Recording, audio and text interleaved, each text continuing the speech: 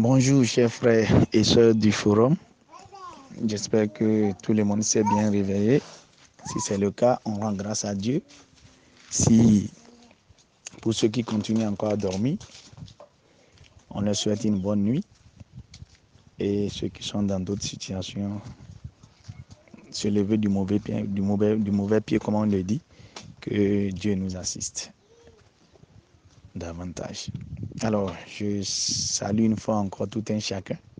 Je remercie tout un chacun pour son effort. Et avant toute chose, je dis simplement à tous les frères qui sont sur le forum de vraiment prendre de la hauteur, d'avoir la grandeur d'âme, de l'âme, et puis de considérer vraiment les propos qui sont déversés ici. On se doit vraiment de respect. Avant tout, nous sommes des humains. Nous devons au moins nous respecter. Et encore, nous sommes des adultes et on se prétend intellectuels. Les gens qui doivent respecter l'opinion, la vie, la vision des autres, s'ils arrivent à justifier cela. Ok. Après cela, j'aimerais m'adresser au frère Apollinaire, l'infatigable. Je lui dis merci beaucoup pour son effort de recherche à nous faire comprendre certaines choses selon lui. Ces derniers temps, il a abordé plusieurs sujets dont je ne sais pas si je pourrais même répondre à tout. Quand je répondre à tout, c'est-à-dire je n'arrive même pas à lire le reste parce que je suis en train de lire ce matin-là. Bon, après avoir quitté tout juste la mosquée, j'ai lu quelques trucs, trop de lecture, donc je me suis arrêté. Alors j'aimerais lui dire, et ceux qui nous écoutent ou bien nous lisent, ce que M. Apollinaire devrait savoir sur le premier point concernant le nom Allah d'abord en Malaisie, c'est une évidence, mon frère, c'est aussi simple que ça. Ça n'a même pas d'importance, hein. J'ai envie de le dire, mais ça a son importance, le fait de refuser une confusion. Je vous dis, si on envoie quelque chose ici, et c'est écrit Allah, je suis certain, si chacun est sincère de lui, il pense automatiquement au Coran. Il pense automatiquement au Coran qu'elle va voir Allah. Alors que ce mot ait existé avant, tant mieux. Mais on sait, le monde dans lequel on est, celui qui s'en est approprié, et en fait usage plus dans le Coran. Donc si on dit Allah a dit, même toi frère Hippolyte, tu diras d'abord que c'est Dieu. Et tu penses automatiquement à l'islam. Quand j'ai l'islam des Mahomet, disons ça comme ça. Parce que j'ai dit l'islam, j'ai vu tu as soulevé que quel est l'islam. J'ai dit l'islam, ce n'est qu'un mot arabe qui veut dire la volonté de Dieu. Faire la volonté du Père, si vous voulez. Être soumis à la volonté divine. Respecter les principes divins qui sont enseignés dans les livres. Qui n'est rien d'autre que la reconnaissance du Créateur à travers ses attributs et maintenant de faire du bien entre vous, de vous aimer les uns aux autres. Ça, c'est la quintessence de tous les messagers, ça. La place de Dieu, un Seigneur unique, un Dieu unique, qui est créateur de toutes choses, et maintenant de vous aimer les uns les autres, de vous comprendre, de vous accepter, sachant bien que vous venez d'un seul homme et que celui-là, on vous a créé différemment. Mais cette différence n'est pas une différence au fond, parce que j'ai dit ici qu'on a le même sang, les mêmes organes, c'est l'intérieur qui compte, on a les mêmes choses. L'apparence n'est que la magnificence, la puissance de Dieu. Alors, pour éviter cette confusion, vraiment, il est bien et logiquement qu'ils prennent d'autres termes pour éviter la confusion. Nous craignons que ce qui est enseigné dans le christianisme, qu'on sait à quel point c'est déraillement. Le christianisme est attaqué même par des athées, je vous dis, des enseignements illogiques. Quand il y a le christianisme, il y a une bonne partie de vérité. Et il y a des vérités, des contre-vérités également. C'est des athées même qui ne sont pas d'accord. Ne parlons même pas des gens qui ont une religion qui va dans le même sens que ce que Jésus a enseigné. Ici, vous voyez la vérité et vous niez l'évidence. Je vous ai demandé ici d'abord d'envoyer un verset où Jésus a dit qu'il est Dieu. Vous n'avez pas trouvé dans la Bible. Je vous ai dit, Jésus a dit clairement, vous êtes, allez dire à mes frères. Et Jésus marque que ce n'est pas ses frères, ça c'est un ça. Mon père, votre père, je vais vers mon père, votre père. Est-ce que Jésus ment ou bien il nous trompe pour dire qu'on n'a pas le même père? Ça, c'est la deuxième chose. Mon Dieu, votre Dieu. Est-ce que Jésus ment? Ça, c'est un, ça. Deuxième chose, il dit, quand on lui a posé la question maintenant, de toutes les lois dont tiennent les prophètes et les lois, il a dit que c'est sur deux choses. Aimez-vous les uns les autres et puis reconnaissez que votre Seigneur est un Dieu unique. Il dit, écoute Israël, votre Seigneur est un Dieu unique que vous devez aimer de toute votre pensée, votre force, ainsi de suite, il a cité. Alors, qu'est-ce que l'islam a enseigné en contradiction avec ceci? Ça, c'est le principe de base. Il a dit, de ces deux-là, tout le reste n'est que ajout pour parfaire les comportements. Tout le reste pour parfaire les comportements entre nous. Le message fondamental reste le même. Moi, ce sur quoi tu te bases là, c'est des futilités. Les gens qui n'ont même pas de sens. C'est ça, tu cherches des erreurs humaines qui n'ont pas de sens. Allons dans la quintessence même des messages. Je préfère ça. Alors, je vous ai posé, il y a plusieurs questions qui sont en suspens à votre niveau. Je vous ai demandé d'abord en quoi il faut croire le credo chrétien, en quoi il faut croire en tant que foi, parce que la foi a des choses dans lesquelles il faut croire d'abord. Et on va exposer à partir de là, parce que c'est le fondement de la foi d'abord. En quoi il faut croire en christianisme. Maintenant, l'islam va présenter pour lui. On va voir d'abord. On est des gens du 21e siècle qui réfléchissent bien. Et l'homme du 21e siècle, c'est l'utile qui l'intéresse. Les futilités n'a rien à cirer. J'ai dit le contenu, non le contenant. Mais il se fait que toi, tu te fondes sur le contenant, qui n'a aucune importance pour nous. Alors, l'usage de Allah, j'ai eu de cette confusion, c'est pour éviter cela. Quand il m'a donné les gens, lisent ça, ils vont croire que c'est du Coran, ça vient. Vous comprenez ce que je dis? Sinon, ils peuvent l'utiliser, ils peuvent aller ailleurs utiliser là où il n'y a pas de loi. Qui va leur dire quelque chose? Mais ils vont tromper des gens.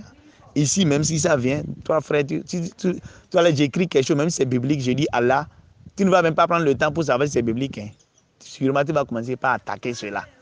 Alors, c'est une évidence cela. Alors, si je laisse ce sujet, je reviens maintenant sur le sujet de dinar dont vous parlez. Je vous dis, le dinar, j'ai envoyé quelque chose hein, que j'ai pris même de Wikipédia, ce sur quoi tu as même confiance là.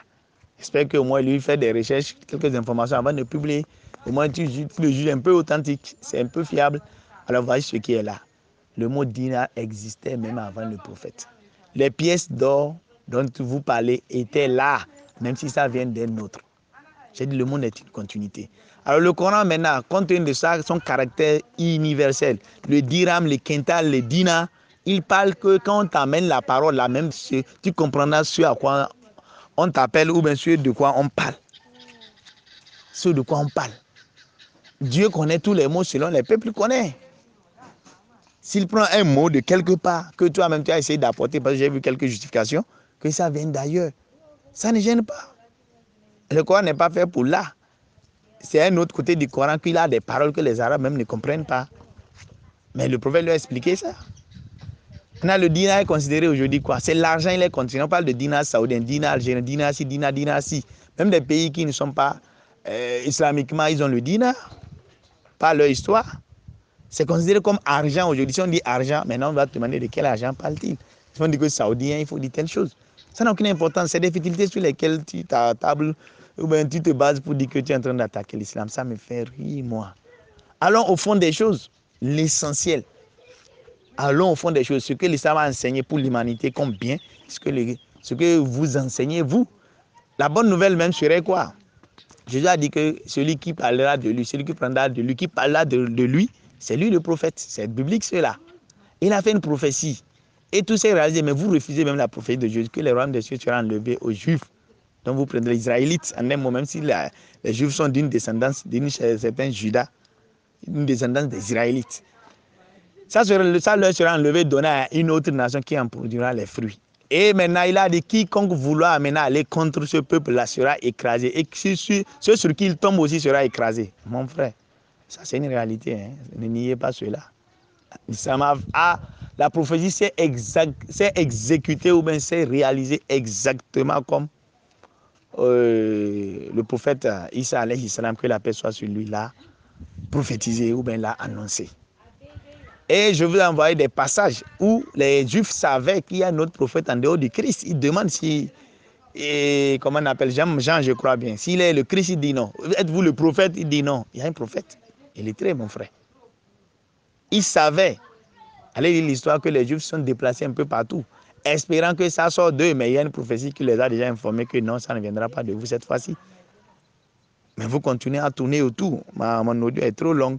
Je vais, comment on appelle, m'en arrêter là et continuer. Alors, vous m'excusez pour la longueur vraiment de cet audio, l'autre surtout.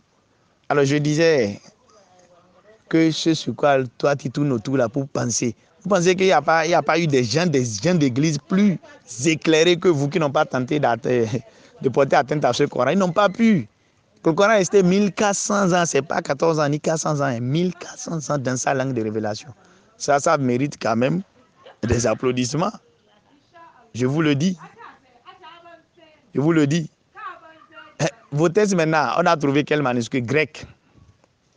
Grec. On n'a rien trouvé entre griffes des anciens. Même si des manuscrits maintenant quand les gens ont voulu combler. Même c'est l'église catholique même qui est, vous m'excusez, hein, qui crée plus de problèmes pour les autres. Au sein même de l'église, les gens ne s'entendent même pas sur le contenu. Sur les traductions que vous faites. Ils ne s'entendent même pas. Les gens ne sont pas d'accord. Au sein même de l'église, hein, sans que Dieu n'envoie encore quelqu'un pour remettre de l'ordre.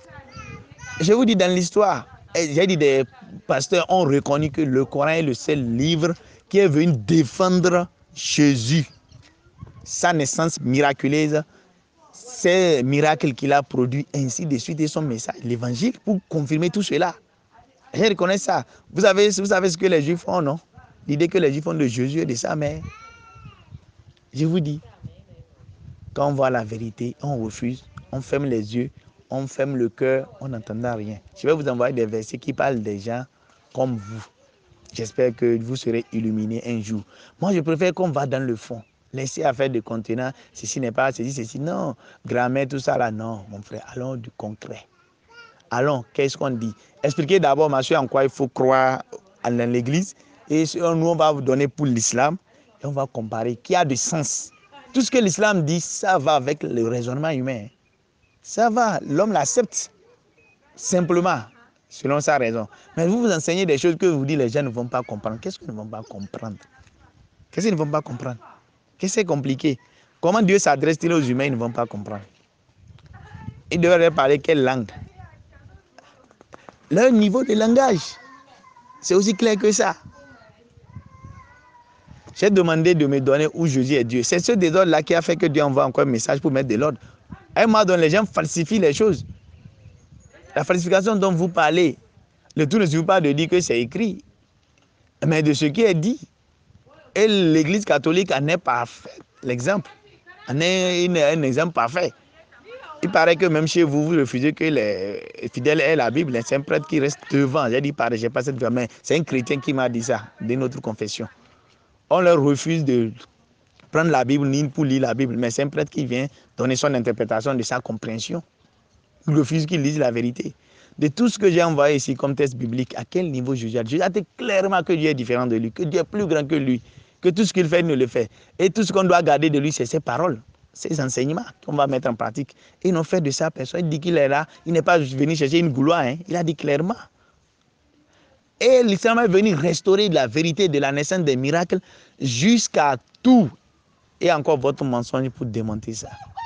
C'est quand les choses sont corrompues. Jésus est arrivé à quelle fin? C'est parce que les enseignements étaient là. La Torah est là, tout ce qui est là.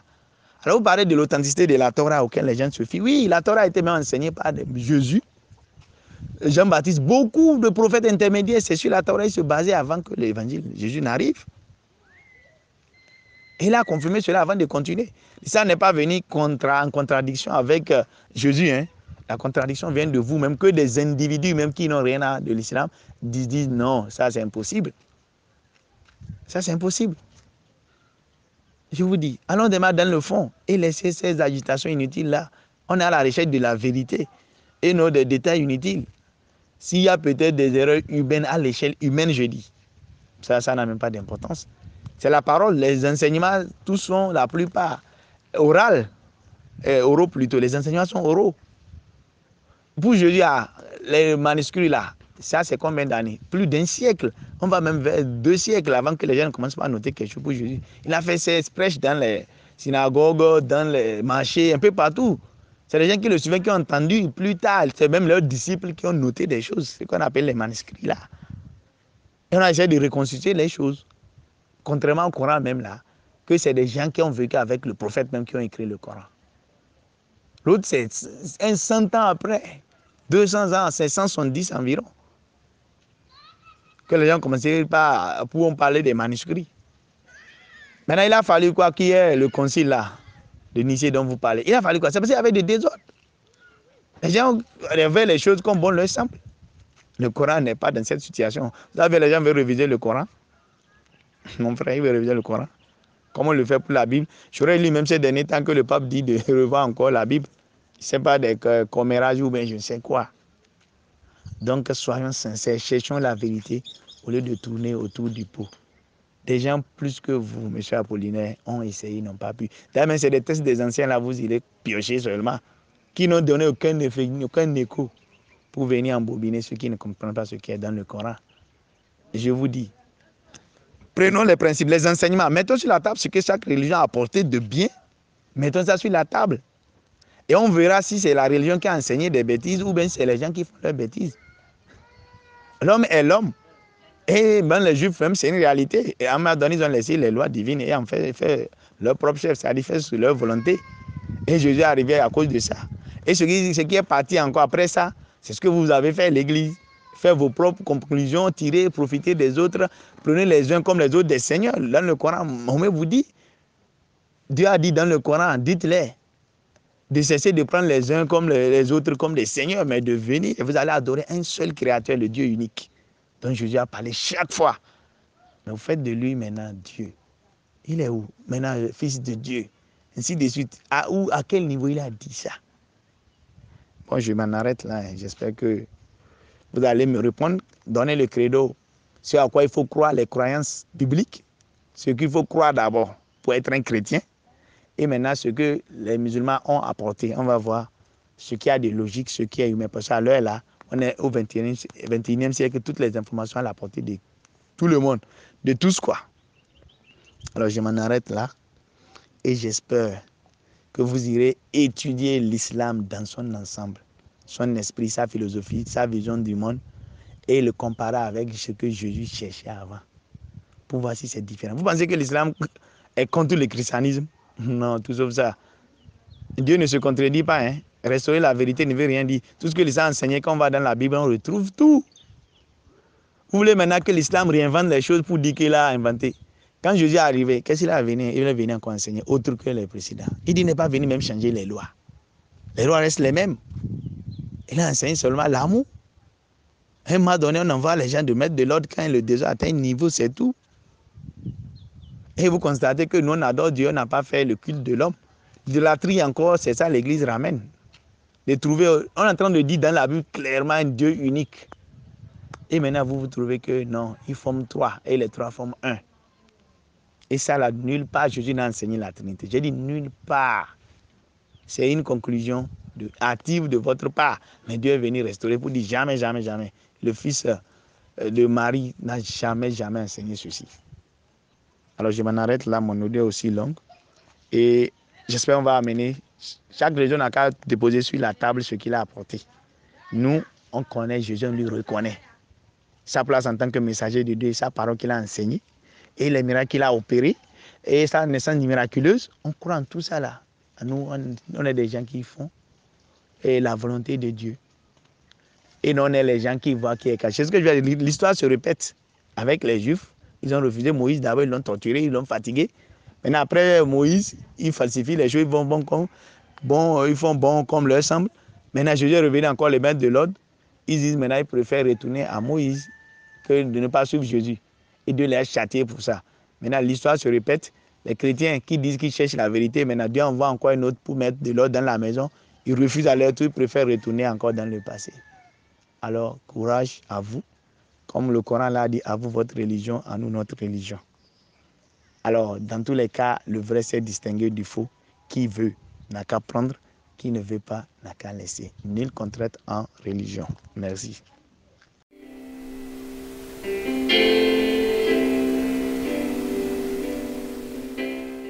Oui, bonjour Abdelaziz, serviteur apollinaire qui répond à ton deuxième audio que j'ai fini d'écouter et tout de suite après, il y a un troisième audio que je n'ai pas encore écouté, d'accord? Alors, sur ton deuxième audio, je n'ai pas pris les notes malheureusement. Alors, il faut que je me rappelle très bien. Alors, tu soulèves les points suivants, d'accord? Le mot Allah a été approprié par les musulmans et pour éviter donc la confusion, quand on sait que les chrétiens ont corrompu leurs écritures, hein, en gros, voilà, on n'est pas à quelques expressions près, on est au sens près, dans ce sens-là que les chrétiens ne doivent pas utiliser le mot Allah, ça c'est le premier point que tu soulèves. Le deuxième point que tu soulèves, c'est le dinar, et après tu dis que allons sur l'essentiel. En troisième point, allons sur l'essentiel de ce que dit l'islam, d'accord? Voilà, c'est les 3 points. Donc, il faut que je me rappelle bien des 3 points. Quand je vais développer, je risque de perdre dans le fil des idées, vu que je n'ai pas pris les notes sur les 3 points. Alors, le premier point, c'est le mot Allah. OK? Alors, Allah, je vais, pour que tout le monde puisse comprendre bien cet espace géographique qui utilise le mot Allah. Et pourquoi cet espace géographique utilise le mot Allah? Le premier espace géographique, c'est les Arabes, c'est-à-dire l'Arabie, ok? Donc l'Arabie utilisait déjà ce mot Allah avant Mohamed, d'accord? Mohamed va en récupérer. Donc, Mohamed ne l'a pas inventé, n'a pas eu du mal à le récupérer. C'est ainsi que dans ces territoires-là, dans cet espace géographique, les Arabes chrétiens utilisaient déjà le mot Allah, ok? Alors, le deuxième espace, donc c'est le contexte qui fait que les Arabes chrétiens utilisaient déjà le mot Allah. Le deuxième espace géographique dans le monde où les chrétiens utilisent le mot Allah est la Malaisie. La Malaisie, pourquoi? Parce que la Malaisie a été islamisée. Après l'Inde, on a islamisé la Malaisie. Donc, les Malaisiens prononçaient Allah, puisque quand, en fait, la langue arabe, en fait, l'islam fait coloniser les peuples par la langue arabe.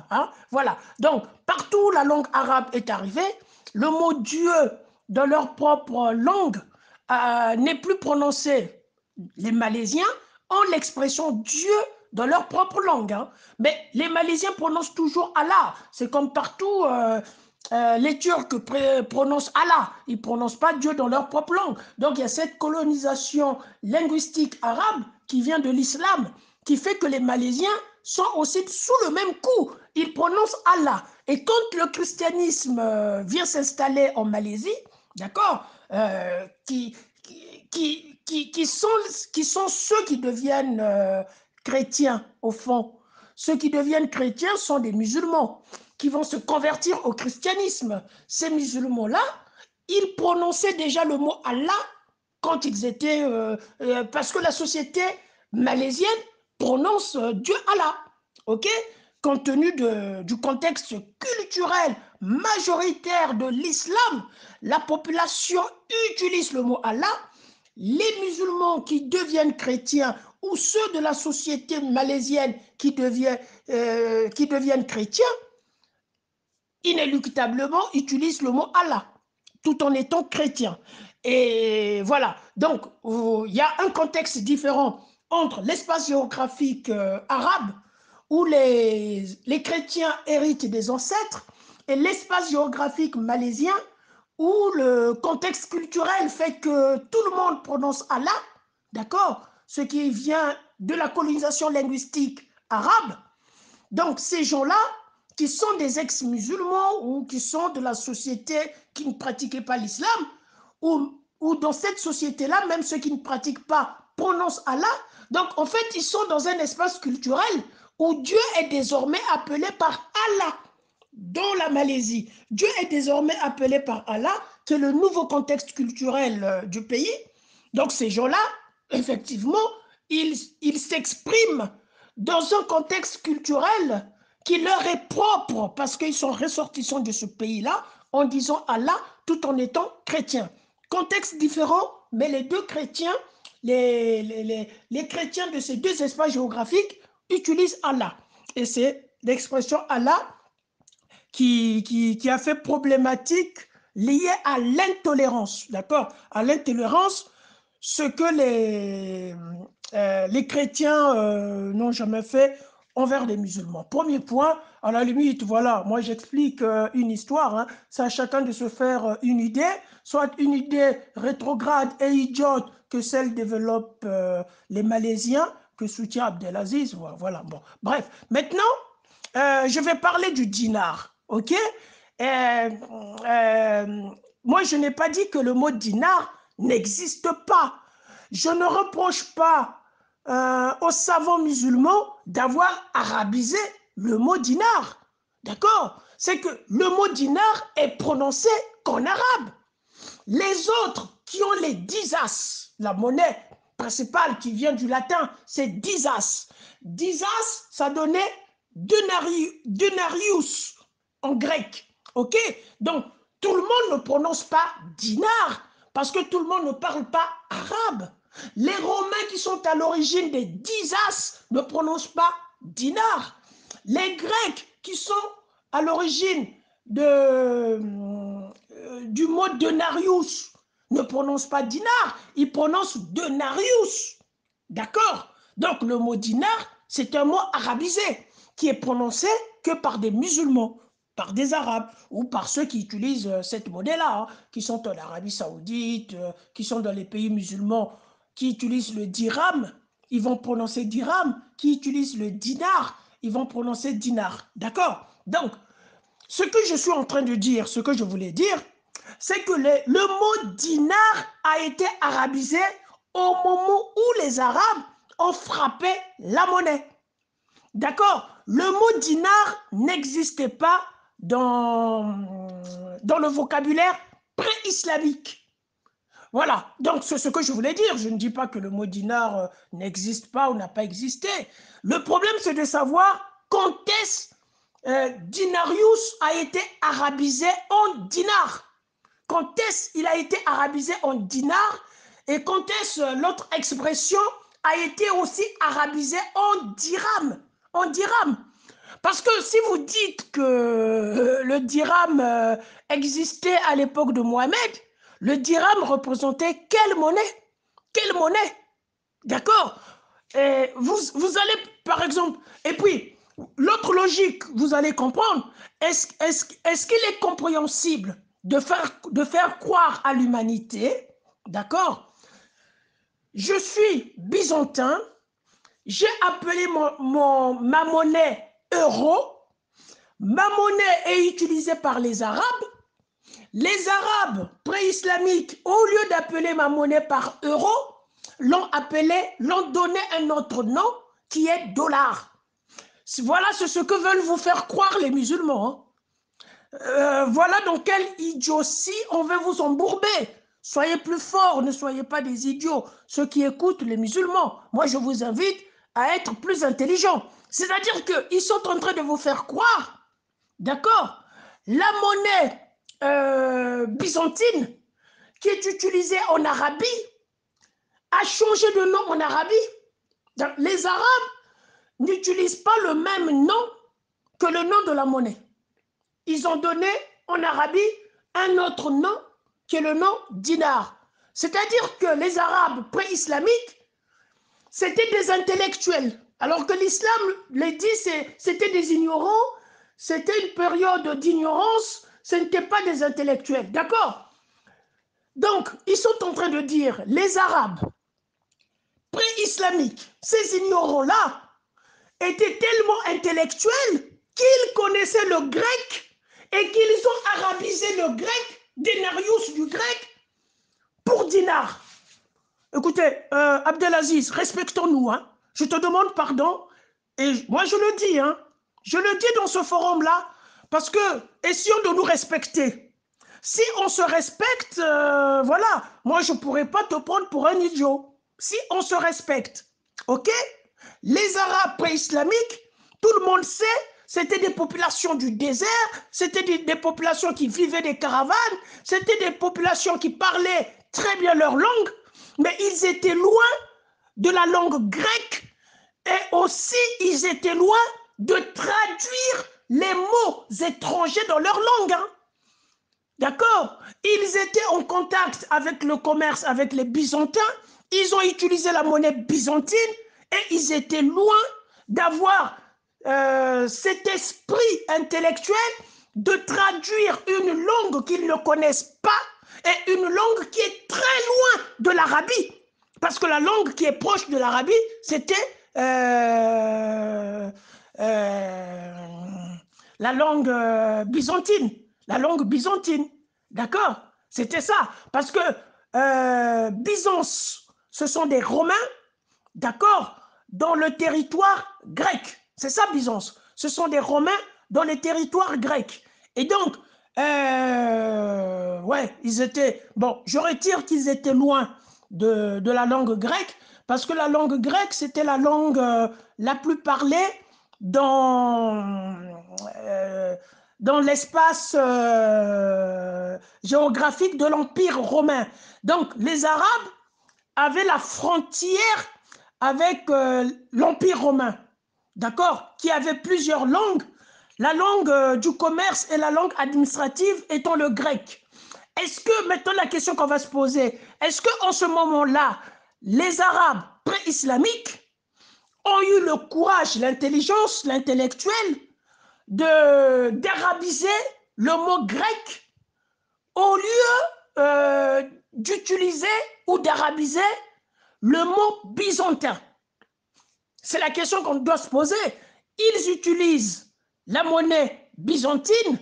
La monnaie byzantine n'a rien à voir avec l'appellation grecque de denarius. Mais comment ça se fait que eux, les Arabes pré-islamiques, qui sont désignés comme des tyrans, des gens qui erraient dans le désert, des gens qui étaient coupés de tout, des gens qui ne savaient rien du tout, que Mohamed vient sortir de l'obscurantisme pour leur donner un certain savoir dans le savoir religieux. D'accord? Donc, ces gens-là, ils ont eu l'intelligence de traduire deux mots grecs. Le mot grec dinar, le mot grec dirham, pour changer l'appellation de la monnaie byzantine. Ça me paraît grossier. Ça me paraît grossier. Et donc, tout le monde est unanime de dire dinar, dirham, ces expressions-là n'existaient pas à l'époque de Mohamed.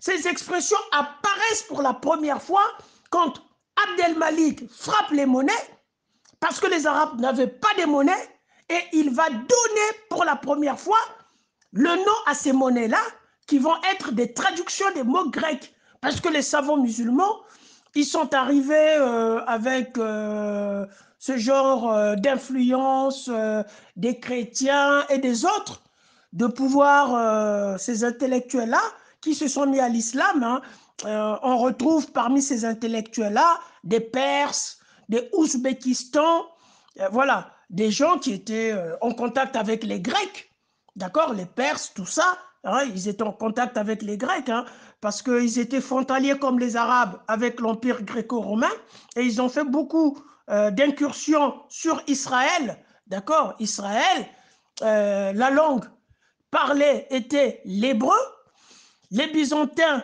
parlaient le latin, mais la langue administrative était le grec, comme dans tout l'empire gréco-romain. Bon, ils étaient en contact, ils avaient des intellos, ils ont contribué à faire développer l'islam. Alors, après, on peut imaginer les influences d'où viennent la conversion. Je n'ai pas envie d'imaginer, parce que je peux tomber dans la fausseté. Une chose est sûre, les expressions dinar, dirham viennent au moment où on frappe les monnaies. D'accord? Voilà, merci. Voilà, je vais faire sûrement plusieurs audios, parce que là, plusieurs thèmes. En fait, je reviens sur les mêmes thématiques. D'accord? Vous les musulmans, pour moi, vous êtes des ignares. D'accord? Parce que l'islam évolue avec des ignares. Pour la simple raison, tu reviens avec les mêmes thématiques et demain, tu reviendras avec les mêmes thématiques. Mais je vais maintenant, je vais te répondre à ces thématiques-là pour lesquelles on a déjà débattu. Tu parles de la divinité de Jésus. Jésus n'a jamais dit qu'il est Dieu. Et quand tu dis que Jésus n'a jamais dit qu'il est Dieu, montrez-nous un verset qui dit que Jésus est Dieu. Ça vient de Ahmed Didat. Et tu n'arrives pas à comprendre que c'est un raisonnement idiot. Comment veux-tu qu'un homme, d'accord, qui vient de la divinité, un homme qui arrive sur terre, puisse obligatoirement dire qu'il est Dieu pour croire qu'il est Dieu? C'est ce raisonnement-là que les musulmans conduisent les gens.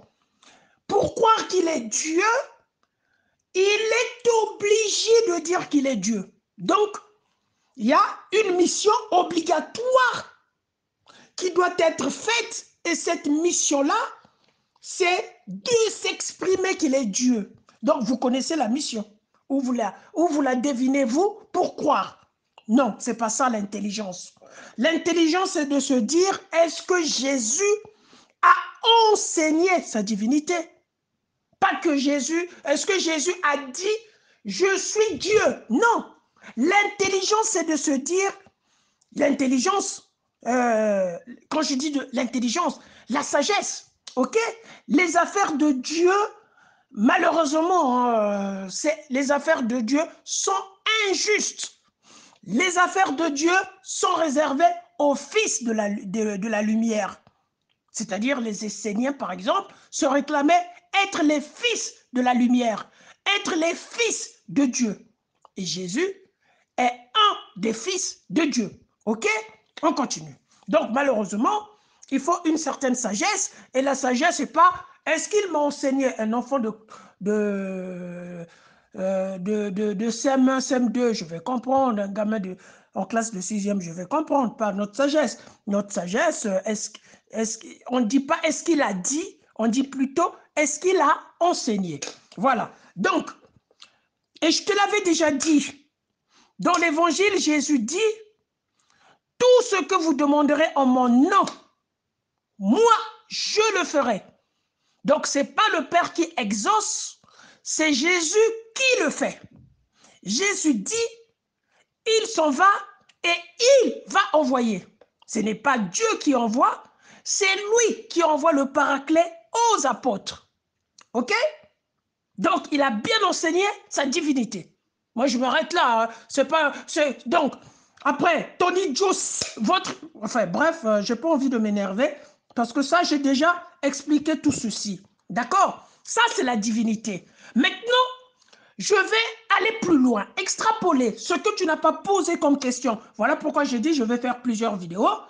Une fois, j'ai rappelé que Jésus a enseigné sa divinité. Maintenant, je vais vous démontrer que la Trinité est biblique. Il y a plusieurs façons de démontrer la Trinité, mais je vais démontrer dans la façon la plus simple que tout le monde ici dans le groupe communautaire homéostasie puisse comprendre. De la méthode la plus simple. De cette méthode la plus simple que je trouve, c'est de vous parler de Elohim. Et ça, je te l'avais déjà expliqué. Hein. Normalement, je pouvais dire, idiot, t'as pas un cerveau pour retenir. Je ne te l'ai pas dit. Je te l'avais déjà expliqué et je me répète. Elohim est la seule expression hébraïque au pluriel qui est conjuguée au singulier. Toutes les expressions hébraïques au pluriel se conjuguent au pluriel. Pourquoi? Dans la Bible hébraïque, Elohim est le seul mot pluriel qui se conjugue au singulier. Pourquoi cette exception? Pourquoi Elohim? Elohim est un mot pluriel de quantité. Ok? Donc Elohim, à lui tout seul, explique bien la Trinité. Elohim est un nom pluriel et comme par hasard, dans la Bible, ce nom pluriel en hébreu se conjugue au singulier pour parler de l'unicité de Dieu, pour parler que Dieu est unique, pour parler que plusieurs dieux sont uniques, pour parler que Elohim est une quantité de Dieu, du Dieu unique. C'est ça, Elohim. C'est plusieurs dieux. Elohim est au pluriel. Maintenant, si Elohim est plusieurs dieux, dans Elohim, il y a combien de dieux? La révélation ultime que nous ramène le Nouveau Testament consiste à dire Elohim est composé de 3 entités divines. Elohim est composé du Père, du Fils et du Saint-Esprit. C'est ça la pluralité du mot Elohim, qui se conjugue au singulier et jamais au pluriel pour désigner l'unicité de Dieu. Maintenant, explique-moi pourquoi Elohim... Tu dois m'expliquer, hein, s'il te plaît, ok? Parce que vous voulez des petits garçons comme vous voulez vous prendre pour des grands. D'accord? Donc, ne nous poussez pas, nous, à essayer de vous écraser. Ne nous poussez pas. Donc, tu dois expliquer pourquoi Elohim au pluriel se conjugue au singulier. Tu l'expliques, hein, s'il te plaît. Je veux entendre ton explication. Elohim est une quantité plurielle. Elohim qui est pluriel, il y a combien de dieux dans Elohim? Tu réponds à ces questions-là, à ces 2 questions. Il y a combien de dieux dans Elohim? Pourquoi Elohim soit au pluriel? Mais pourquoi ce mot pluriel, deuxième question, se conjugue uniquement au singulier? Tu me réponds à ces 2 questions-là. Alors, je passe à un autre audio pour prendre d'autres thématiques. Alors, tu as parlé du royaume de Dieu qui devrait être donné aux musulmans. Donc, tu es en train d'embrouiller les gens sur la thématique, sur le dinar, pour revenir encore sur le royaume de Dieu. D'accord? Est-ce que l'islam parle du royaume de Dieu? Dans le Coran, est-ce que vous connaissez l'expression du royaume de Dieu? Ok? Les seuls qui connaissent l'expression du royaume de Dieu, c'est le Nouveau Testament, c'est les chrétiens. Et c'est les chrétiens qui doivent vous expliquer le royaume de Dieu. Votre prophète n'en connaît pas. Votre Allah n'en connaît pas. Le Coran ou les hadiths ne parlent pas du royaume de Dieu. D'accord? Alors, le royaume de Dieu, dans l'expression même de Jésus, ce sont des, on va dire, des bénédictions. Ok? La loi de Moïse est une bénédiction. L'alliance est une bénédiction. C'est-à-dire, c'est un royaume de Dieu. La loi de Moïse. Les révélations qu'on donne aux prophètes, au peuple israélite, sont des bénédictions, c'est-à-dire sont des royaumes de Dieu. Jésus lui-même est une bénédiction. Jésus lui-même est un royaume de Dieu. Ok? Donc, le royaume de Dieu sont des bénédictions. À la fin du monde, le royaume de Dieu va être installé, c'est-à-dire que les gens vont vivre sous la bénédiction. Sous la bénédiction, depuis effectivement le royaume de Dieu, parce que comme j'avais expliqué la dernière fois, c'est comme le mot Dieu. Le mot Dieu, il y a Dieu qui est Satan, ok? Il y a Dieu qui est homme. C'est-à-dire que le mot Dieu prend une explication dans le contexte qu'il est utilisé. Le mot Dieu est un mot qui est large. L'islam n'a pas fait du mot Dieu large. Et ça, c'est pour cela que vous êtes devenus des gens braqués. Ok? Quand on vous parle de Dieu, vous êtes braqués. Ok? Parce que le mot Dieu dans l'islam, il n'est pas large. Dans la Bible, il est selon le contexte. Comment il s'appelle? Jacob va se battre avec Dieu. Mais le Dieu avec lequel il va se battre, ce n'est pas le Dieu unique.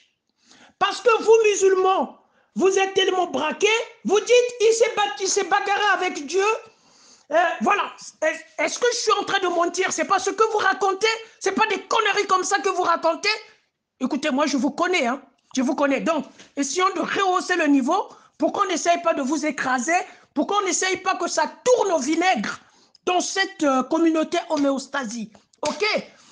Donc, Jacob, quand il se bat avec Dieu, ce n'est pas le vrai Dieu qui est créateur de l'univers. Dieu prend un contexte dans lequel, voilà, le Dieu dont il s'est bagarré, c'est un ange envoyé par Dieu qui a pris une forme humaine. D'accord? Même le Talmud auquel je ne crois pas même l'explique alors. Je ne crois pas au Talmud. C'est parce que c'est des rabbins. Mais les rabbins, tout ce qu'ils ont dit dans les exégèses ne sont pas non plus faux. Bon, voilà. Il y a que... Donc, vous êtes des idiots d'avoir dit celui qui s'est bagarré avec Jacob, c'est le Dieu créateur de l'univers. Je vous réclame idiots, tous les musulmans qui l'ont dit. Je vous réclame officiellement dans la communauté homostasie idiots. Et ceux qui continuent de le croire, déjà vous le croyez jusqu'à maintenant.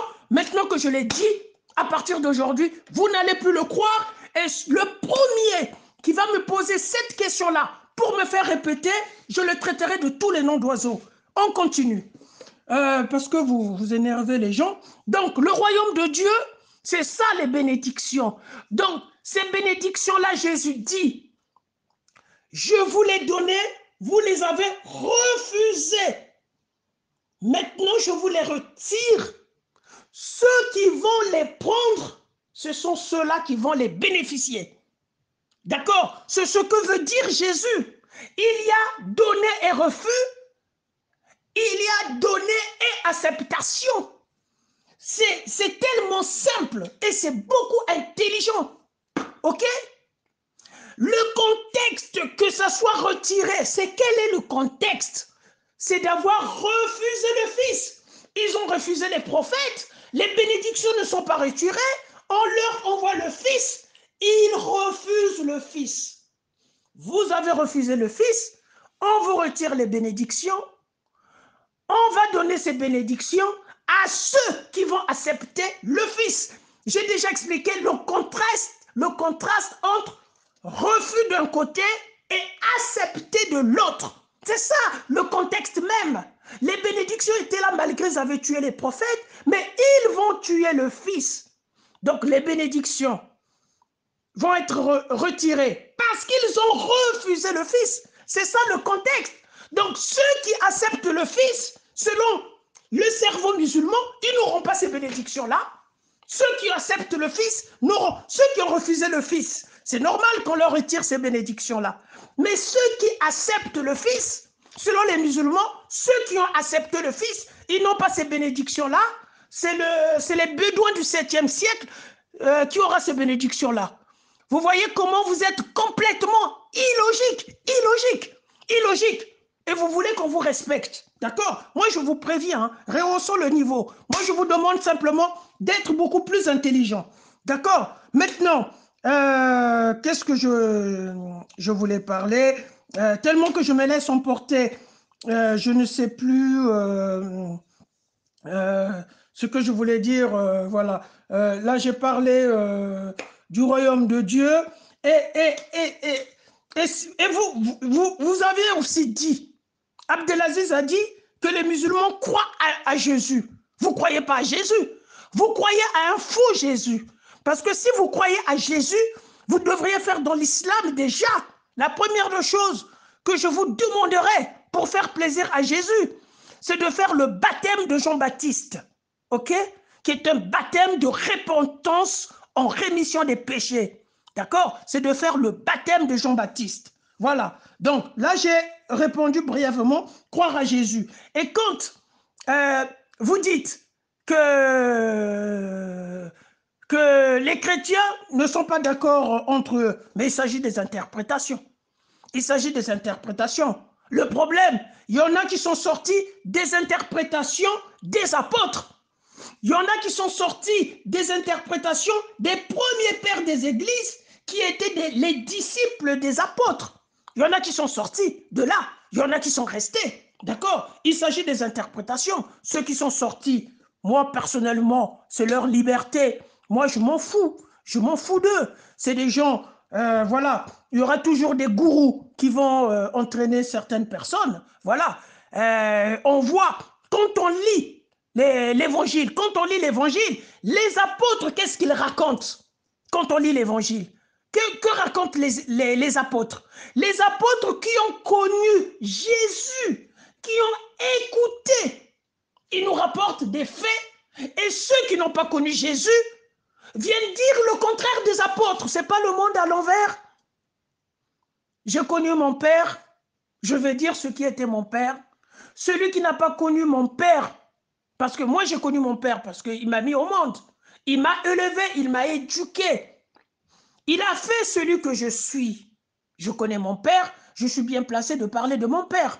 Mais celui qui ne connaît pas mon père, des générations plus tard, va essayer de parler de mon père mieux que moi. C'est complètement idiot. C'est complètement idiot. Les apôtres ont bien compris Jésus. Les apôtres ont bien compris l'enseignement de Jésus. Voilà pourquoi je disais, c'est idiot de dire, est-ce que Jésus a dit je suis Dieu? Non, c'est intelligent de dire, est-ce que Jésus a enseigné qu'il était Dieu? Les apôtres nous le montrent. Jésus a enseigné qu'il était Dieu. Matthieu, l'apôtre Matthieu, qui est l'apôtre, qui est l'évangile le plus juif de tous les évangiles. Ça, vous ne le connaissiez pas, vous. Bon, c'est pas grave. Vous n'êtes pas chrétien, vous ne faites pas assez de recherches, laissez-nous vous donner des informations. L'évangile le plus juif, c'est l'évangile de Matthieu. L'évangile le plus détaillé et le plus précis, c'est l'évangile de Luc. L'évangile le plus christologique, c'est l'évangile de Jean. C'est l'évangile le plus christologique, mais par contre, Luc est aussi christologique, mais Jean est plus christologique. Donc, on va dire, parmi les deux christologiques, entre Luc et Jean, Jean est beaucoup plus christologique que Jésus. Et il le dit, le Verbe de Dieu était Dieu. Il est la lumière, il est le pain de la vie. Il est la source de la vie. Voilà. Donc, toutes les expressions, il est la vérité. D'accord? Il est la vérité. Nous avons contemplé la lumière. La lumière est venue parmi nous. Nous l'avions contemplée avec nos yeux et nous l'avons touchée. Et quand il dit la lumière, il commence, ça c'est à partir du verset 14, mais dans son préambule, cette lumière-là, c'est le Verbe de Dieu qui est Dieu. Ce Verbe de Dieu qui est lumière est arrivé parmi eux. Il est allé parmi les siens l'ont rejeté, et ceux qui l'ont accepté, il a fait d'eux des enfants de Dieu. Ceux qui l'ont accepté, ces enfants de Dieu-là, c'est eux qui ont reçu le royaume de Dieu. Donc l'apôtre Jean déjà démontre, la lumière est allée vers les siens l'ont refusé, ceux qui l'ont accepté, c'est ceux-là qui ont reçu cette lumière-là. Ceux qui ont reçu cette lumière-là sont ceux-là qui l'ont accepté, ce sont ceux-là qui ont reçu le royaume de Dieu dont il a été retiré par les Juifs. Là-bas, j'y reviens plus. Donc, j'étais sur... je ne sais plus où j'en étais, tellement que je suis énervé. Donc, voilà. Donc, j'étais sur croire en Jésus. Hein, j'en sais plus... où j'en ai... Voilà, j'étais sur les apôtres. Donc, les apôtres enseignent qu'il est Dieu. Jean l'enseigne. D'accord? Matthieu dit qu'il est Emmanuel. Ok? Regardons comment Matthieu enseigne Jésus. Comment il enseigne Jésus? Matthieu dit, il est Emmanuel. C'est-à-dire, il est Dieu est avec nous en reprenant Ésaïe. C'est l'évangile le plus juif. C'est l'évangile, bon, bref, et le plus, voilà, un peu patriarcat de Jérusalem, cet évangile-là. Bon, et on a Jean qui dit la même chose, que Jésus est le Verbe de Dieu, il est Dieu qui a vécu parmi nous. Matthieu dit, il est Dieu qui a vécu parmi nous. Dieu qui a vécu parmi nous, c'est Emmanuel. Ça, c'est Matthieu qui le dit. Jean dit, il est Dieu, il est le Verbe de Dieu est Dieu, et le Verbe de Dieu, c'est-à-dire Dieu, a vécu parmi nous. Donc, l'apôtre Jean nous enseigne aussi Emmanuel. Matthieu nous a enseigné Emmanuel, parce qu'ils ont reçu de l'enseignement de Jésus qu'il était Dieu. Jésus leur a enseigné qu'il était Dieu. Jésus ne leur a pas dit directement, je suis Dieu, suivez-moi. Il n'a pas dit ça, c'est idiot, ce que Ahmed Didat disait. D'accord, que vous reprenez d'ailleurs. D'accord, c'est pourquoi je disais, est-ce que Jésus l'a enseigné? Les apôtres savent que Jésus l'a enseigné. Voilà pourquoi les apôtres, Matthieu dit, il est Emmanuel. L'apôtre Jean aussi dit, il est Emmanuel. Le Verbe de Dieu a vécu parmi nous, ça veut dire Emmanuel. Dieu a vécu parmi nous, ça veut dire Emmanuel. Là-bas, j'ai terminé. On va continuer. Hein. Moi, je suis dans la Bible. Hein. Je ne suis pas un ignare, moi. D'accord? Et donc, vous dites qu'il faut voir, il faut aller le plus profond. Qu'est-ce qui a le bon sens? On va voir le bon sens, tout ça là. Le bon sens. Bon. Je fais un autre audio.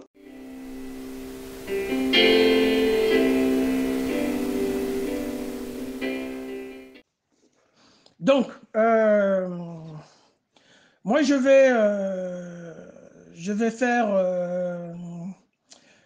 vais continuer. Quand tu parles allons-y dans le sens profond, mais non. Moi, le sens profond ne m'intéresse pas. D'accord? Tu sais pourquoi ça ne m'intéresse pas? Avant que j'aille dans le sens profond, il faut que l'islam se révèle déjà être une vraie religion. Si l'islam se révèle être une vraie religion, je vais aller dans le sens profond. Parce que pour moi, c'est de la vraie divinité. Mais l'islam ne se révèle pas d'être une vraie religion. Pour la simple raison, le texte divin est défectueux.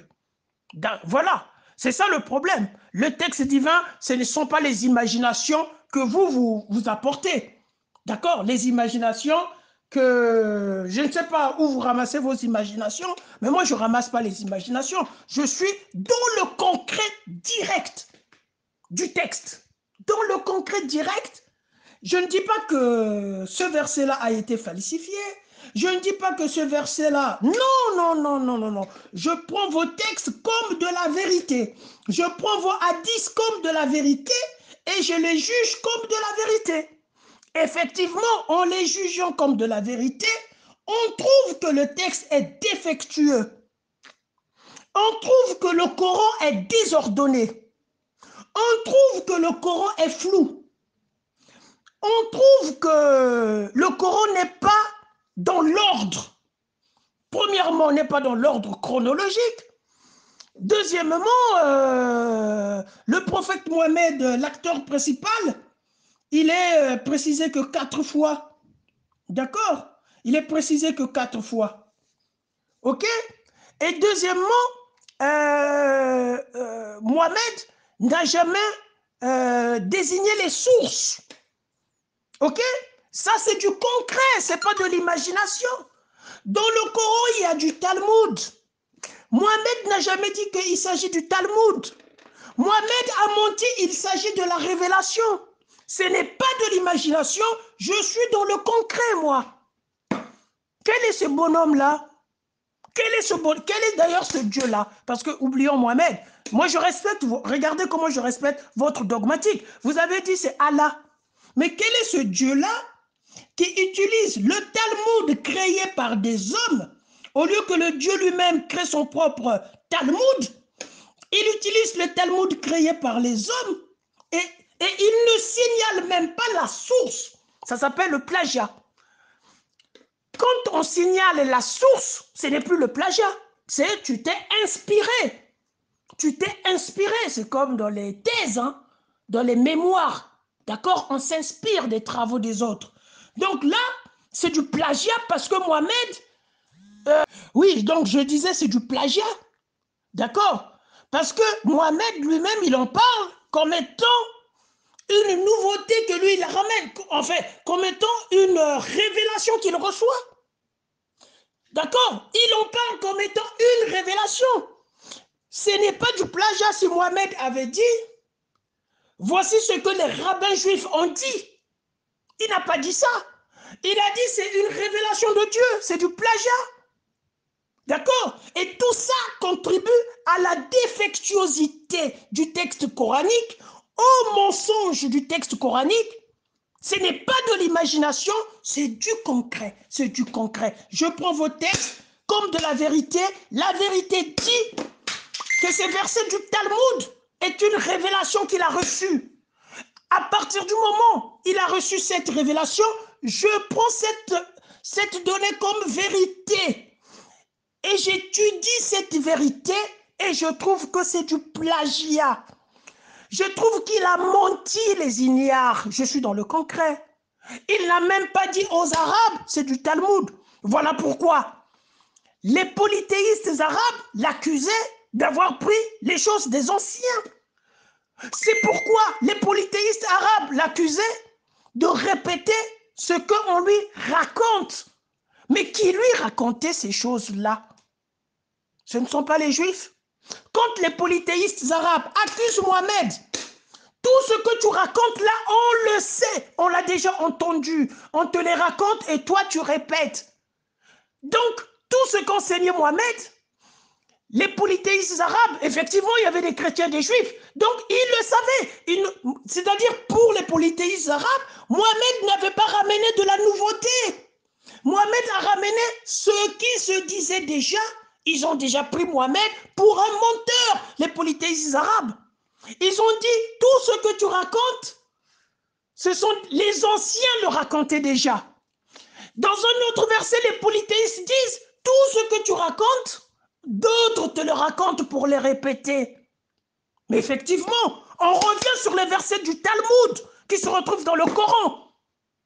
Ça, c'est du concret. Donc, avant d'aller dans les profondeurs des choses, il faut déjà savoir si l'islam est une vraie religion ou c'est une fausse religion. Je n'ai pas envie d'aller dans les profondeurs des choses d'une religion faussaire, d'une religion qui a triché. C'est de la tricherie. Aujourd'hui, s'il était vivant, les rabbins juifs le portera plainte pour plagiat. Le portera plainte pour plagiat. Et les Corans seraient obligés de mentionner que ces versets-là viennent du Talmud en bas de page. Vous seriez obligé si on vous avait porté plainte. Mais l'auteur est mort. OK? Merci. Oui, Abdelaziz, moi je prends ton copier-coller. Hein? Abdelaziz, toi et moi, nous sommes des êtres humains. Hein, Abdelaziz? Le français, ce n'est pas ma langue. Ma langue d'origine. Toi non plus, ce n'est pas ta langue d'origine. Toi et moi, nous sommes des francophones. Ce texte, avant de le publier ici, tu l'as lu. Tu l'as lu plusieurs fois, je pense. Tu as réfléchi parce que tu donnes une réponse. Tu ne peux pas donner une réponse sans réfléchir. OK? Donc, moi, j'ai lu ton texte. Le nom Elohim se traduit, c'est pas se conjuguer, mon cher ami, se traduit au pluriel comme au singulier. Il se traduit. La traduction, ce n'est pas la conjugaison. D'accord? Le nom Elohim, ok, écoute-moi bien, quand il se traduit au singulier, dans la Bible, il se traduit qu'une seule fois au singulier, c'est dans Ésaïe, c'est lorsque on appelle Elohim par Eloah. Ok? C'est lorsqu'on appelle Elohim par Eloah, Elohim prend la forme du singulier. Une fois dans la Bible, et c'est dans Ésaïe. Et chaque fois, Elohim est au pluriel. D'accord? Maintenant, moi je te dis, le français, c'est pas ma langue. C'est toi qui as publié ce texte-là. Et pourquoi tu as publié ce texte-là? C'est la question que je... Est-ce que moi j'ai le droit? Mais moi je te dis, hein, qu'on essaie de se respecter, d'accord? Ici, c'est pour rehausser le niveau, d'accord? Moi, à la limite, si tu es incapable d'être à ma cheville, débat avec d'autres personnes. Voilà, c'est tout ce que je peux te dire. Parce que moi, j'ai pas envie que tu me rabaisses tout le temps. Moi, je suis d'accord. D'ailleurs, si demain, tu parles une fois de Google ou de copier-coller, je te préviens, je vais m'énerver parce que tu viens de faire un copier-coller. Moi, je ne te l'ai pas reproché.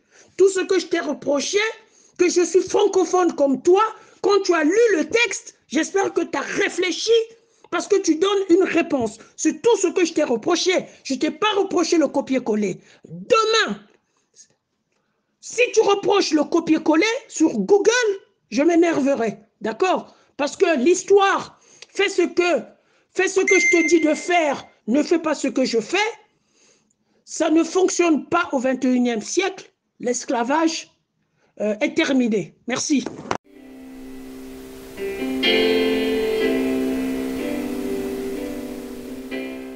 Voilà. Maintenant, ici, tu me balances Elohim encore. Ton copier-coller, je te reproche pas de l'avoir copié-collé. Tu me balances la version de Elohim selon la secte de Raël, qu'on appelle les Raéliens. Un Français Raël, d'accord? C'est un Français, ok?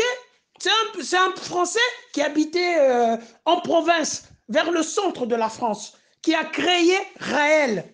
OK? Ce n'est pas un Américain, ce n'est pas un Asiatique. Raël, c'est un Français qui l'a créé. OK? Ça, je préfère te le dire.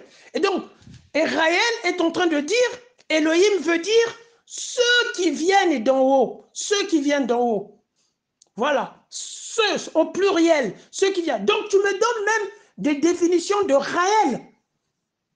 Des gens comme ça qui ont des gens comme ça du 21e siècle. Je ne sais pas s'il a commencé au 20e siècle. Il a sûrement commencé au 20e siècle. C'est-à-dire des gens du 20e siècle, des gens qui ne sont pas du siècle des apôtres, qui viennent parler de ceux qui viennent d'en haut. Ça n'a rien à voir. Ceux qui viennent d'en haut. Donc, ceux qui viennent d'en haut sont des dieux. Ben oui, mais ce n'est pas grave. C'est des dieux. Dieu vient d'en haut. Voilà. Dieu ne vient pas d'en bas. Moi, je dirais plutôt, Dieu est partout. Dieu est omnipotent. Dieu est omniprésent. D'accord? Donc, Dieu est partout. Donc, tu viens me donner la définition de la secte des Raéliens, parce que ceux qui viennent d'en haut pour les Raéliens sont les extraterrestres. OK? Ceux qui viennent pour les Raéliens, Elohim, c'est le pluriel. Donc, ça ne change pas, puisque nous sommes dans la pluralité. Les Raéliens reconnaissent la pluralité de Elohim. Et ils disent, Elohim veut dire les extraterrestres qui viennent d'en haut. C'est ça que ça veut dire, hein, parce qu'eux, ils croient aux extraterrestres. Pour eux, Dieu n'est pas terrestre, donc il est extraterrestre. Sauf que au sens étymologique du mot, Dieu est-il extraterrestre? Oui, Dieu est extraterrestre, au sens étymologique du mot. Au sens étymologique du mot extraterrestre. C'est-à-dire, Dieu n'est pas terrestre. Ce qui n'est pas terrestre est extraterrestre. D'accord? Dieu n'est pas terrestre, mais il peut vivre au niveau terrestre. D'accord? Mais par contre, les Raéliens ne parlent pas du sens étymologique du mot extraterrestre. Ils parlent des créatures qui ne vivent pas sur Terre, qui ont un laboratoire dans lequel ils ont fabriqué l'homme dans un laboratoire. Ces extraterrestres-là sont des grands chimistes. C'est ça la version de Raël. Hein, une version du 20e siècle dont tu viens nous balancer. Bon, moi, je vais te laisser. Hein. Si tu continues comme ça, je t'assure, je vais arrêter de débattre avec toi. L'islam est la religion des ignares. Parce que si on n'est pas ignare, on répond à la question, pourquoi Jésus dit, tout ce que vous demanderez en mon nom, moi, je le ferai. Pourquoi Jésus dit, je vous enverrai le paraclet. On ne répond jamais à ces questions-là. C'est pas être... Moi, je ne comprends pas. Moi, les membres de la communauté homéostasie, vous êtes assez grands, intello, majeurs. Comprendriez-vous un comportement où les gens ne vous expliquent même pas, ne font même pas l'exégèse pour répondre à la question posée, pourquoi, ou bien que veut dire, ou pourquoi Jésus dit, tout ce que vous demanderez à mon nom, dans votre prière, moi, je le ferai. Et Saint Étienne, quand il est lapidé devant l'apôtre Paul, qui applaudissait la lapidation d'Étienne, Étienne dit, il évoque le nom de Jésus. Il dit, prends mon âme maintenant, mais pardonne-leur de ce qu'ils sont en train de me faire. Il crie le nom de Jésus, prends mon âme, prends mon âme. Donc Jésus n'a pas enseigné sa divinité. Et donc Étienne, il a eu tort. Les musulmans, vous êtes des idiots. Hein. Moi, à la limite, moi je préfère les athées. D'ailleurs, les athées, comme Bart Ehrman, il reconnaît que dans la Bible, il y a la divinité de Jésus, mais lui, il ne croit pas à Dieu. Voilà. Il est cohérent. Bart Ehrman, ce que moi je condamne, c'est de dire, par exemple, le texte biblique n'enseigne pas la divinité. C'est tout. Je trouve que c'est idiot. Je trouve que vous ne comprenez pas le français. Je trouve que, je ne sais pas, si vous comprenez le français, l'anglais, les langues de traduction, je me pose des questions. Les anglophones musulmans, les francophones musulmans, c'est une religion qui est remplie des ignares. Parce que si vous n'étiez pas rempli des ignares, vous allez admettre que la Bible enseigne la divinité. Voilà pourquoi vous êtes incapable de répondre pourquoi Jésus dit « Je vous enverrai le Paraclet ». C'est lui qui envoie. Tu as déjà vu un être humain envoyer un Paraclet? Un être humain? Mais Jésus, il était être humain. Mais pourquoi il dit « Je vous enverrai le Paraclet » s'il n'a pas, par cette expression-là, enseigné sa divinité? S'il n'a pas, par cette expression-là, enseigné sa divinité. D'accord? Mais quand Jésus dit « J'y vais vers mon Père, qui est votre Père, patati patata », mais simplement Jésus s'exprime aux hommes, et il met le Père en avant. Ce n'est pas parce que Jésus, il est homme, qui a enseigné sa divinité, n'a pas le droit de mettre le Père en avant. Alors, je vais terminer en démontrant ici l'idiotie. L'idiotie, d'accord? Donc, j'ai expliqué ce verset-là en étant bref, que Jésus mettait le Père en avant, était l'une de ses missions. Mettre le Père en avant était l'une de ses missions, et il a aussi enseigné sa divinité, était l'une de ses missions. Il avait plusieurs missions, regrouper les brebis perdues aux Juifs. D'accord? Il y avait des brebis perdues, il y avait des Juifs, il fallait regrouper, ça faisait partie de sa mission. Maintenant, je vais vous expliquer, après avoir expliqué ces versets-là, que dans sa mission, il mettait en avant le Père. C'était la mission dont il a été aussi envoyé, de mettre en avant le Père. Mais quelqu'un qui met en avant le Père, la même personne qui met en avant le Père, et quand tu lui fais une prière, les apôtres ont écrit, ils parlent à Dieu. Tout ce qui a été traduit en anglais, en français, Jésus est en train de prier. Les apôtres ont écrit en grec, Jésus est en train de parler à Dieu. Et ça a été traduit par prière. Le mot grec, mot à mot, littéralement, c'est parler. Ok? Donc, pourquoi les apôtres ont fait cette différence dans le mot grec, dans le texte grec, entre prier et parler concernant uniquement Jésus? Pourquoi? Maintenant, pourquoi le même Jésus qui avait une mission pour mettre en avant le Père dans les versets dont vous aviez montré, pourquoi quand il fait sa prière, il dit ceci? Écoutez la prière de Jésus dans Jean chapitre 14, que les apôtres ont entendu quand Jésus priait, ont enregistré quand Jésus priait, même s'ils ont dit Jésus parlait à Dieu. Que dit Jésus dans sa prière? Il dit ceci: Père, glorifie-moi au ciel, comme moi je t'ai glorifié sur la terre. Voilà la mission de Jésus. Comme moi, je t'ai glorifié sur la terre. La mission de Jésus, elle est là. Il a glorifié le Père sur la terre. Il a mis le Père en avant. La mission de Jésus est claire. Il fait une prière et il rappelle sa mission. Et il demande au Père, il donne une mission au Père. Bientôt je vais venir. Glorifie-moi au ciel, parce que moi, je t'ai glorifié sur la terre. Il dit glorifie-moi au ciel. Il le dit. Voilà quelqu'un qui est venu mettre en avant Dieu, qui dans sa prière reconnaît qu'il a mis Dieu en avant, et lui, il demande qu'on lui mette aussi en avant au ciel. Ok? Donc, la mission de Jésus. La Bible est un livre... bon, voilà. Donc, maintenant, je vais rentrer dans ce que je voulais parler de l'idiotie des musulmans. Moi, je pèse bien mes mots parce que je vais le démontrer. Chers musulmans, si vous n'étiez pas idiots, quand on étudie la thématique de l'identité de Jésus dans la Bible, on relève tous les versets bibliques qui font recours ou tous les versets bibliques qui notent cette divinité, cette identité-là. D'accord? Parce que la notion de la divinité de Jésus, c'est la notion de l'identité. Effectivement, on va arriver au verset dont vous présentez, vous, où Jésus met en avant le Père. Ces versets-là, on en tient compte. Les versets où Jésus enseigne sa divinité, par exemple, quand Jésus dit « je vous enverrai le Paraclet. Quand Jésus dit, tout ce que fait le Père, je le fais pareillement. Faire pareillement que Dieu, faire, c'est pas tout ce que demande le Père. C'est pas tout ce que me dit le Père. C'est pas ça, hein, le verset. C'est pas tout ce que me dit le Père. Hein.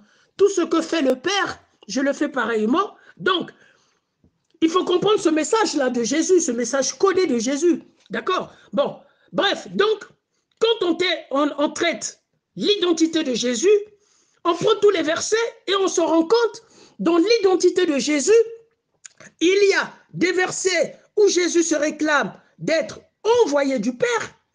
Il y a des versets où Jésus se réclame être Christ. Il y a des versets où Jésus se réclame être Dieu. Voilà. Et donc, quand vous aviez une thèse à faire sur la divinité de Jésus à partir de la Bible, si vous vous arrêtez à dire que Jésus est un envoyé de Dieu, vous n'allez pas avoir la thèse parce que le directeur de ta thèse va te prendre pour un idiot qui n'a jamais compris comment faire une thèse. Et même, ça me paraît logique, quand on traite un sujet sur l'identité, qu'on puisse regrouper tous les versets. Et si on trouve que, quand on va classifier l'identité de Jésus en trois groupes, envoyé du Père, Christ, Dieu, on va dire, Jésus avait 3 casquettes, donc il était au minimum prophète. Il était au minimum prophète. C'est comme ça que vous pouvez faire une thèse et non de vous arrêter à un verset. Parce que vous êtes des lâches que vous vous arrêtez. Non, même pas des lâches. Oui, peut-être des lâches ou des idiots ou des lâches. J'en sais rien. J'en sais rien. Parce que vous êtes incapable, jusqu'à preuve le contraire, d'accord, d'expliquer pourquoi Jésus dit tout ce que vous demanderez dans votre prière en mon nom, moi je le ferai. Et Étienne l'a fait. Étienne l'a fait dans les Actes des Apôtres. Ok? Donc, vous, musulmans, vous êtes incapables de répondre à ça. Vous ne pouvez pas avoir la thèse sur l'identité de Jésus. Donc, vous voyez, vous êtes déjà, vous êtes comme le Coran. D'accord? Vous êtes comme le Coran, vous êtes défectueux. Le Coran est un texte défectueux et vous-même, vous êtes des défectueux. Voilà, c'est tout ce que je peux dire à propos. Hein. Donc, je vous ai bien expliqué, parce que moi, je ne fouille aucune question. J'ai bien dit que la mission de Jésus était de mettre le Père en avant. Je vous ai pris l'exemple de la prière sacerdotale. Le sacerdoce, c'est la mission sur terre, le sacerdoce de Jésus. D'accord? Le sacerdoce de Jésus a commencé après son baptême.